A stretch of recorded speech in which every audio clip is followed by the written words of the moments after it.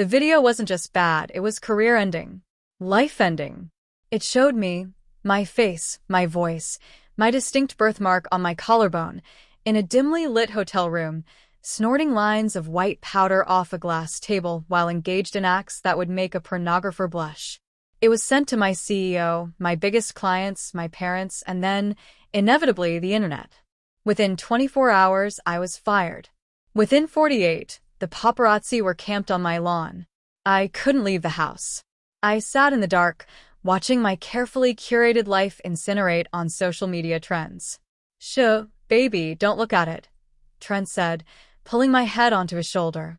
He smelled of expensive scotch and performative sympathy. "We'll get through this. I'm here. I believe you when you say it wasn't you." But he didn't believe me. I could see it in the way his eyes didn't quite meet mine, the slight curl of satisfaction at the corner of his mouth when a new wave of hateful comments rolled in. He was enjoying my demolition. A week later, the isolation was unbearable. The shame was a physical weight, crushing my lungs. Maybe it would be easier if I just wasn't here," I whispered one night, broken. Trent didn't argue. He didn't tell me I had so much to live for. Instead, he walked to the bathroom cabinet. He returned with a bottle of pills, the strong sedatives I'd been prescribed for the anxiety. He poured a lethal handful into his palm. "It's a cruel world, Mia," he said softly, his voice devoid of any real warmth. "You're too fragile for it now. Maybe this is the only way to stop the noise." He handed me the pills. He even brought me a glass of water. He sat there, watching with the detached curiosity of a scientist observing a lab rat, as I swallowed them one by one, desperate for the darkness to swallow me whole. As my vision blurred and my heart stuttered, the last thing I saw was Trent picking up my phone, already typing out my suicide note for the press. The darkness came. And then impossibly light. I gasped, sitting bolt upright in bed, my body drenched in a cold sweat. My chest heaved, anticipating the crushing weight of the overdose, but my heart was beating strong and fast. The room was bright with morning sun. Our bedroom. The bedroom I had died in last night. I looked to my left. Trent was sleeping soundly, his arm thrown carelessly over his head. He looked peaceful, innocent. The sight of him made bile rise in my throat. I scrambled out of bed, stumbling into the bathroom, locking the door with shaking hands. I stared into the mirror. I looked fine. No dark circles from a week of crying. No haunted look in my eyes. I grabbed my phone from the counter. October 14th. I dropped the phone. It clattered against the tile floor. October 14th. That was exactly 1 month before the deepfake video was released. 1 month and 1 week before Trent watched me die. "Mia?" "Honey, you okay in there? You're making a racket," Trent's voice called sleepily from the bedroom. I pressed a hand over my mouth to stifle a scream. He was alive. I was alive. It hadn't happened yet. "I'm fine," I managed to choke out, my voice sounding foreign to my own ears. "Just a bad dream." I unlocked the door and walked back into the bedroom. Trent was sitting up, stretching. He smiled at me, that charming, easy smile that had fooled me for 5 years. "Must have been a hell of a nightmare," he said, reaching out to touch my arm. I flinched violently, recoiling from his touch as if he were radioactive. He paused, his brow furrowing in confusion. "Whoa." "Jumpy this morning," he laughed, oblivious to the murderous rage boiling just beneath my skin. "Big meeting today?" "Something like that," I whispered. I looked at the man I had vowed to love forever, the man who would expertly dismantle my life in 30 days, and realized I wasn't looking at my husband. I was looking at my executioner. And this time, I wasn't going to just let him hand me the pills. Walking back into the office of Vanguard Marketing felt like stepping into a simulation of a life I'd already lost. The air-conditioned chill, the low hum of voices, and the smell of expensive roast coffee, it was all so aggressively normal that I felt like I might shatter. In my past life, this hallway had become a gauntlet of whispers and sneers. Now, people just nodded as I passed. "Morning, Mia. Did you see the numbers on the Miller account?" My assistant, Sarah, chirped as she bypassed my cubicle with a stack of papers. Not yet, Sarah. I'll get to it, I said, my voice sounding tight. I sat down at my desk and stared at my black computer monitor. My hand hovered over the power button, shaking. In that other timeline, this screen had been the delivery system for my execution. Every time I looked at a lens or a screen now, I didn't see a tool, I saw a weapon. I finally pressed the button. The familiar chime of the operating system felt like a countdown.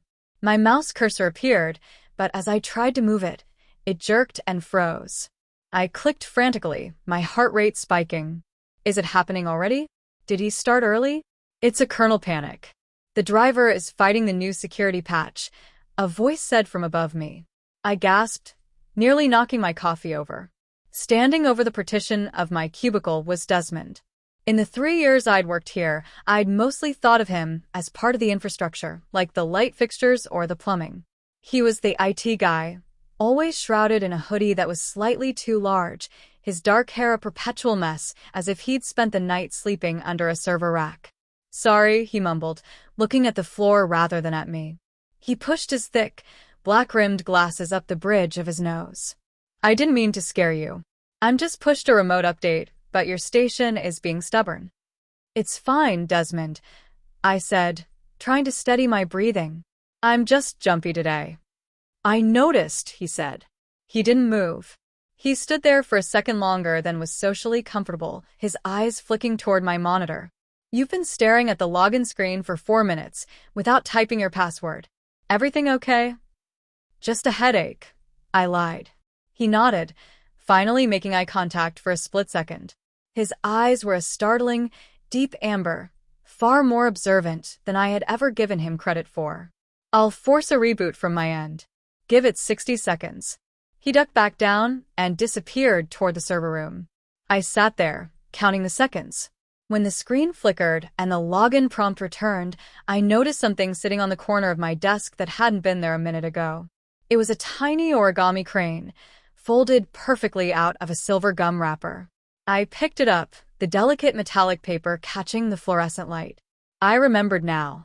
These little figures appeared on my desk whenever I had a particularly rough day or a grueling board meeting.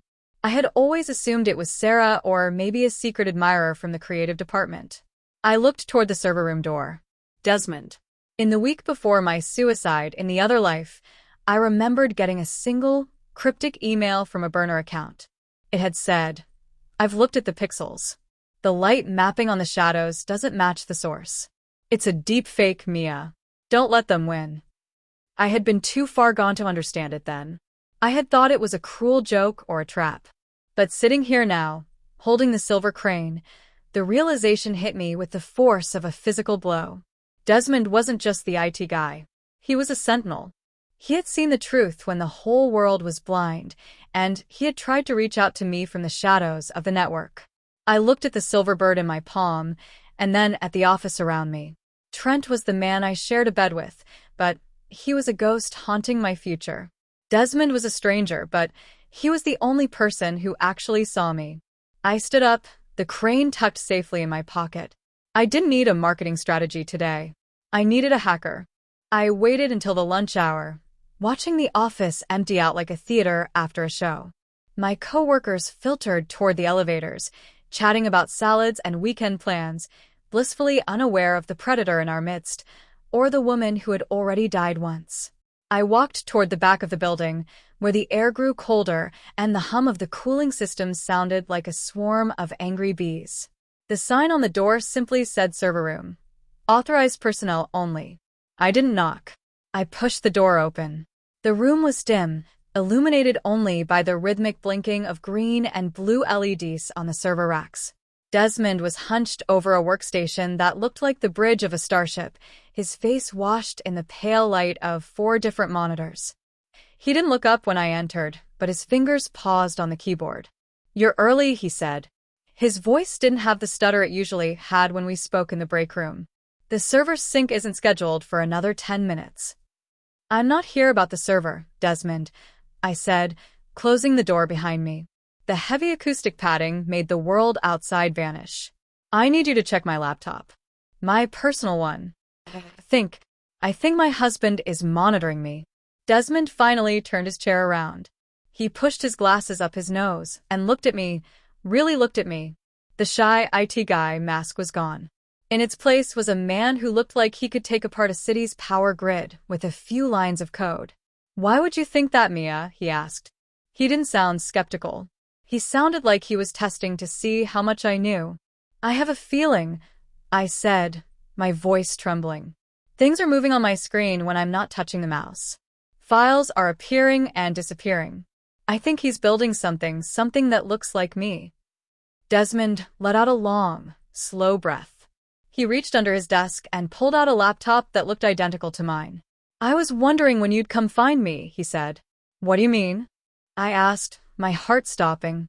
"I've been watching the office network traffic for months, Mia," he said, his voice low and clinical. "About 6 weeks ago, I saw an anomaly coming from your home VPN. Massive data packets were being tunneled to an offshore server in the Caymans. They weren't coming from your work laptop, though. They were coming from a device hardwired into your home router. A high-end workstation." "Trent's computer," I whispered. "I investigated," Desmond said. He turned back to his monitors and typed a command. A window popped up, filled with terrifyingly familiar images. "I'm a white hat, Mia. My job is to protect this firm from data breaches. But when I saw what he was harvesting, I couldn't just stay behind the firewall." He clicked a file. My breath hitched. It was a folder containing thousands of photos of me. Not just my professional headshots, but candid photos from my private life. Photos of me sleeping. Photos of me in the shower. Photos taken from hidden angles in our own bedroom. "He's training an AI model," Desmond explained, his eyes reflecting the harsh light of the screen. "It's called Project Cassandra. He's feeding an algorithm your every expression, your voice patterns, even the way you blink. He's creating a digital puppet of you." "Show me the video," I said, the words feeling like shards of glass in my throat. "Mia, you don't want to see this," he said. "I need to see what he's capable of," I insisted. Desmond hesitated, then clicked a play button. It was a rough render, the pixels still slightly blurred, but the content was unmistakable. It was me, or something that looked exactly like me, in a hotel room, looking disheveled and high, laughing while I did things I would never do. The betrayal was so visceral, I felt the phantom weight of the pills in my stomach again. "He's going to release it in a few weeks," Desmond said. "He's been planting the breadcrumbs for months, searching for drug rehabs on your browser, making concerned calls to your friends about your stability. He isn't just making a video, he's crafting a narrative for your suicide." I gripped the edge of the desk so hard my knuckles turned white. "He thinks he's so smart," I hissed. "He thinks I'm just a marketing exec who doesn't understand the tech." "He made one mistake," Desmond said, looking up at me with an intensity that made me feel seen for the first time in years. "He didn't realize that you have a protector in the machine." "Desmond," I said, my voice cracking. "Will you help me? Not just to stop it, but to give it back to him." "I've been waiting for you to ask," he said.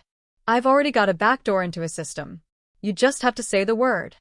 The server room felt like a meat locker, the air so cold it bit at my exposed skin, yet I was sweating. I stood behind Desmond, my eyes glued to the center monitor, where a folder labeled Project Cassandra sat like a ticking bomb. In Greek mythology, Cassandra was the woman who saw the truth, but was cursed never to be believed.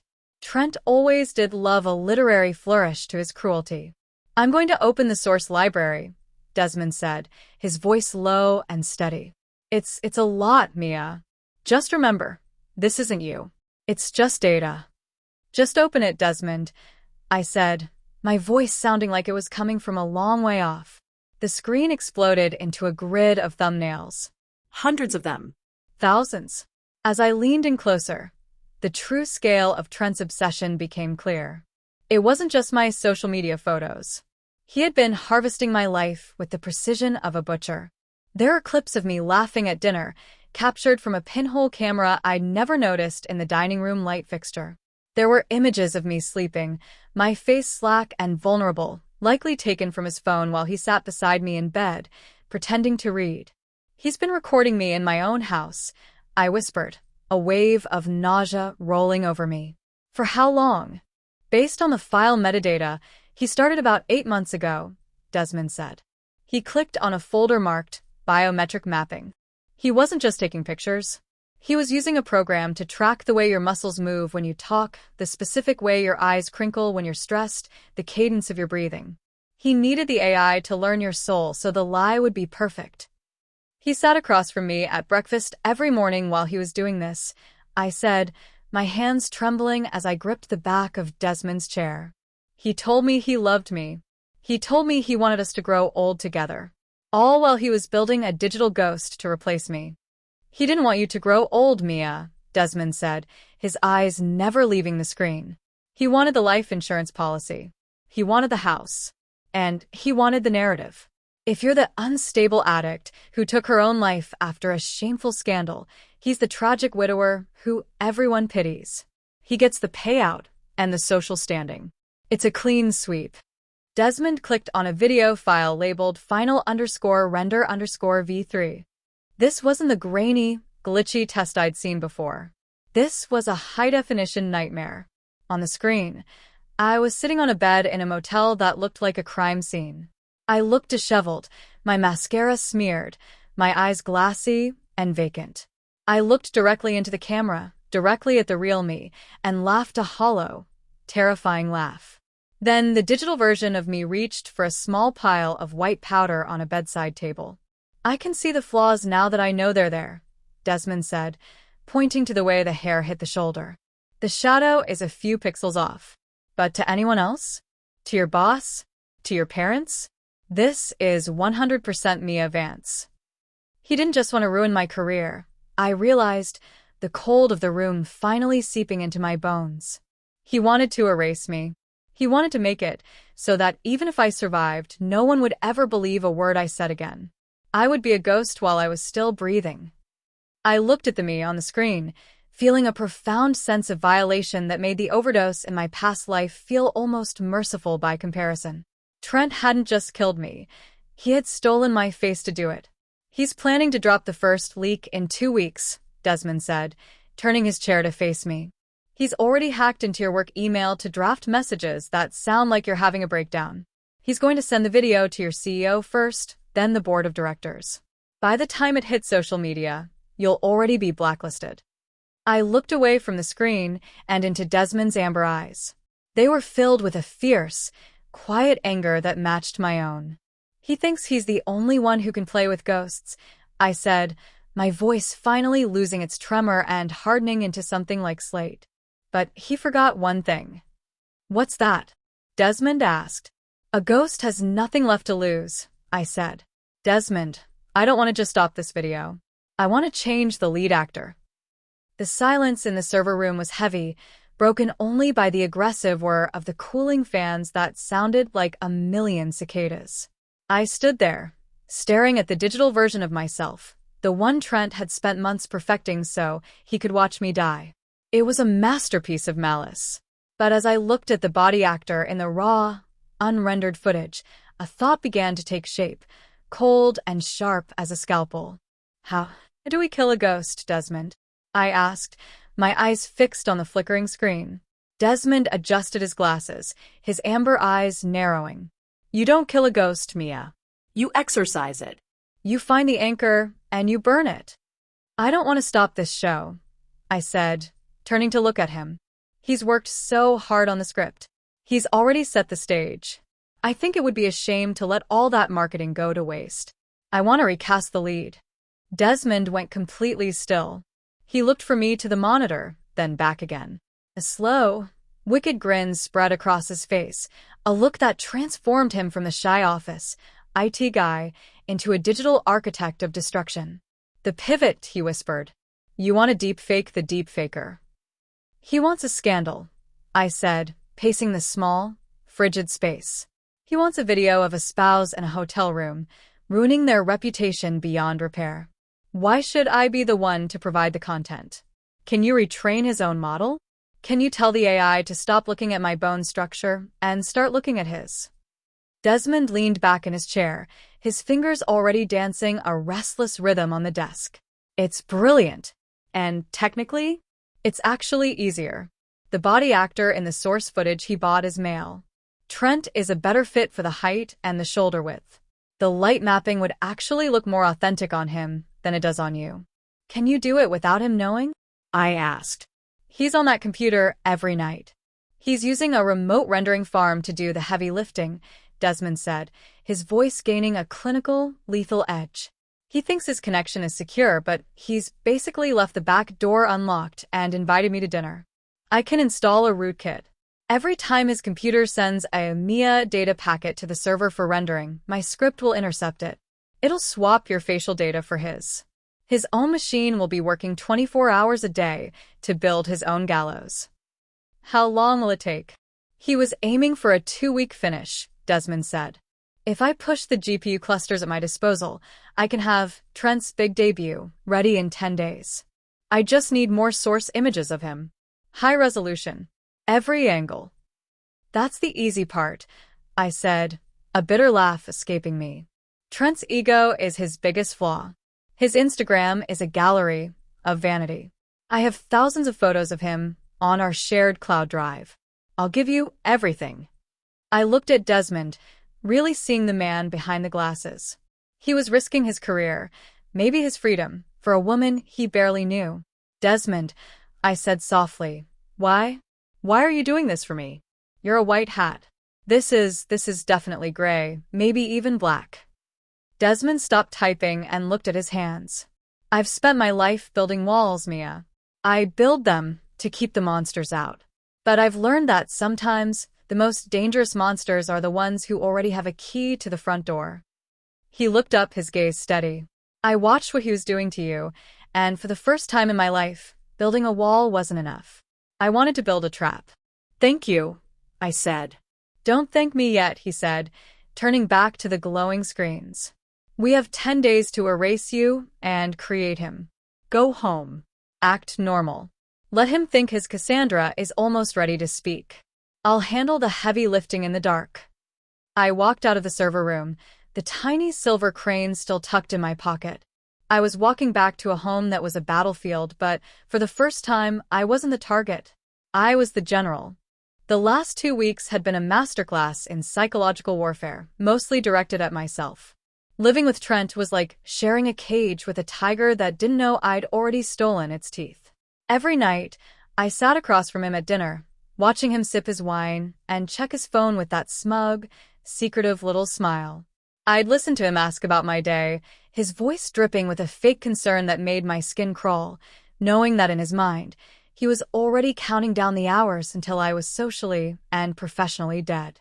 You seem quiet lately, Mia, Trent said one evening, swirling his Cabernet. Is the pressure at Vanguard getting to you? I'm just focused on the future, Trent, I said, meeting his gaze with a level of calm that clearly unnerved him. I feel like everything is about to change. It is, he said, his smile widening into something predatory. I can feel it in the air. November first arrived with a crisp, mocking brightness. In my previous life, this was the day the world ended. This was the morning I woke up to 100 missed calls and a video that turned me into a pariah. This time, I woke up before the alarm, my heart a steady, cold engine in my chest. Trent was already in the kitchen, humming a tune as he made an unusually elaborate breakfast. He looked triumphant. He looked like a man who had just won the lottery. Morning beautiful, he said, not even looking up from the stove. I thought we'd celebrate today. New beginnings. New beginnings, I echoed, sitting at the counter. What are we celebrating, exactly? Oh, just life, he said vaguely. The way things have a way of sorting themselves out. I felt my phone buzz in my pocket. I pulled it out, keeping the screen hidden from his view. It was an encrypted message from Desmond. Desmond, the script is executed. The bypass is complete. I've redirected the upload from his private server to every major industry blog and the board of directors. The Cassandra file is live. But it's not your face they're seeing, Mia. It's his. A chill of pure, electric satisfaction raced down my spine. Trent, you should check the news, I said, my voice as smooth as glass. I think something just broke. Something big. He chuckled, reaching for his tablet on the counter. Is that so? I didn't think the press picked up on tech trends this early in the... He stopped. The tablet screen reflected in his eyes, and I watched the light change. He tapped the screen, his brow furrowing. Then he tapped it again, faster this time. His thumb started scrolling with a frantic, desperate energy. What is this?" he muttered. His voice had lost its melodic charm. It was thin and reedy. "Is there a problem?" I asked, leaning forward, my chin resting on my hand. This is impossible," he gasped. He turned the tablet toward me, his hands shaking so violently the device rattled against the granite. The video was playing. It was the same hotel room. The same grainy, illicit atmosphere. But the face staring back from the screen, the face snorting drugs and laughing like a madman, wasn't mine. It was his. The light mapping Desmond had done was flawless. It captured every sneer, every glint in Trent's eyes, every detail of the watch I had given him for our anniversary. "Trent, that's you?" I said, faking a gasp of horror. "Why are you in a motel? What are you doing in that video?" "It's not me," he screamed, slamming the tablet down. "It's a fake. It was supposed to be." He cut himself off, his eyes widening as he realized what he was about to say. He looked at me, and for the first time, he saw the predator. He saw that the woman he thought he was gaslighting had been holding the match the entire time. "It was supposed to be me, wasn't it?" I asked, my voice dropping to a deadly whisper. "You spent 8 months building a digital coffin for me, Trent. You sat in our bed and trained an AI to steal my life. But you forgot one thing. I'm better at marketing than you are. And I have friends in very low places. You did this," he breathed, backing away from me toward the sink. "You hacked my computer. You changed the files." "I didn't do anything but give you the stage you wanted," I said. "You wanted a scandal, Trent. You wanted the world to see a monster. Well, look at the screen. They're seeing him now." His phone began to ring. Then his laptop on the counter began chiming with a barrage of email notifications. The launch was a success. The world was finally meeting the real Trent Vance. The silence that followed Trent's outburst was heavier than the scream itself. He stood in our kitchen, surrounded by the high-end appliances and designer finishes we had bought with the money he'd been so desperate to keep for himself. His phone was still vibrating on the granite countertop, a relentless buzzing that sounded like a swarm of hornets. Every buzz was a notification of his life ending. "I'll kill you," he whispered, his eyes bloodshot, his voice cracking. "I'll tell them the truth. I'll tell them you're a liar, that you did this to me." "Go ahead," I said, leaning back against the counter and taking a slow, deliberate sip of my coffee. "Tell the police that you were trying to deepfake your wife into a drug scandal to steal her assets, but a mysterious hacker swapped your face for hers. See how that holds up in court." The front door suddenly shook with 3 heavy thuds. "Police. Search warrant." Trent froze. His eyes darted toward his office, then back to the door. He looked like a cornered animal, small and pathetic. The mask of the charming, successful husband hadn't just slipped, it had dissolved into a puddle of cowardice. I walked to the door and opened it, standing aside as a team of officers flooded into the house. "He's in the kitchen," I said calmly. "His computer is in the second room on the left." "Mia, don't do this." Trent screamed as they grabbed his arms. Tell them it's a mistake." "The only mistake was thinking I'd let you hand me those pills twice, Trent," I said, though I kept my voice low so only he could hear. As they let him out in handcuffs, his expensive silk shirt torn and his face twisted in a mask of weeping rage, I felt a weight lift off my soul that I hadn't realized I was carrying. In my previous life, I had died in the dark, silenced and shamed. This time, I stood in the light, and he was the one being dragged into the shadows. An hour later, I walked into Vanguard Marketing. The office was in a state of controlled chaos. People were huddled around screens, whispering and pointing. When I walked past, the whisper stopped. People looked at me with a mixture of pity and awe, the woman whose husband had been caught in a career-ending drug scandal. I didn't stop at my desk. I went straight to the server room. The air was still freezing, the hum of the machines as steady as a heartbeat. Desmond was sitting in his usual chair, but his monitors were dark. He was holding a small cardboard box. "You're leaving?" I asked, my voice echoing in the quiet room. "I put in my notice this morning," Desmond said. He stood up, pushing his glasses up his nose. He looked different, lighter. "The security audit is going to be intense after what happened to Trent's IP address. It's better if the IT guy who is on duty is a ghost."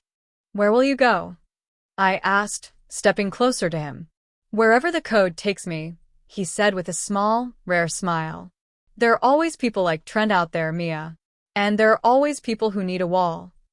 I reached out and placed my hand on his arm. His skin was warm, a sharp contrast to the cold air of the room. "You didn't just give me a weapon, Desmond. You gave me back my name. My life." "I gave you the tools," he said softly, his amber eyes searching mine. "You're the one who had the courage to use them." The silence between us changed then.